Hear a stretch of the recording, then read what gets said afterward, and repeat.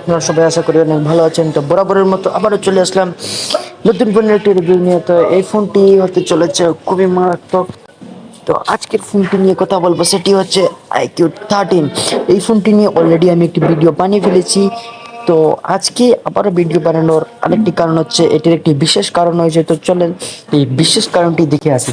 তো ফোনটি মূলত বাংলাদেশে অলরেডি লঞ্চ হয়ে গেছে, অর্থাৎ বর্তমানে বাংলাদেশের মার্কেটে অ্যাভেলেবল। তো এর প্রাইস ঠিক করা হয়েছে, অর্থাৎ প্রাইস ফিক্স করা হয়েছে 80,000 টাকা। তো ফোনটি মূলত নভেম্বরের 8 তারিখে রিলিজ হয়েছে। অ্যান্ড্রয়েড ভার্সন 15 থাকছে, ডিসপ্লে 6.82, মেইন ক্যামেরা 50 মেগাপিক্সেল এবং র্যাম থাকছে মূলত 12 GB, 16 GB RAM, Snapdragon 8 elite. এবং ফোনটির ব্যাটারি থাকছে মূলত 6150 mAh 120 ওয়াটের চার্জার। তো চলেন আরো দেখে আসি। ফোনটি মূলত আনঅফিসিয়াল, তো কয়েকদিন পরে অফিসিয়াল সেট বাংলাদেশে পাওয়া যাবে।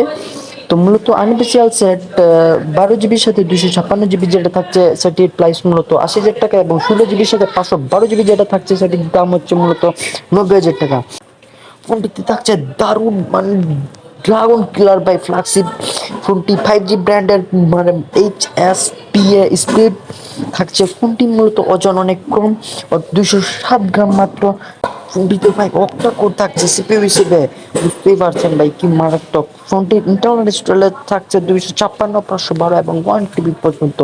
ফোনটি মূলত সেলফি ক্যামেরা থাকছে 32 মেগাপিক্সেলের। ফোনটি মূলত চায়না কর্তৃক তৈরি। এটির কালার থাকছে আলফা ব্ল্যাক, নেড্রো গ্রে, হোয়াইট, BMW ব্যান্ডিং গ্রিন। তো ধন্যবাদ, দেখা হচ্ছে নেক্সট ভিডিওতে।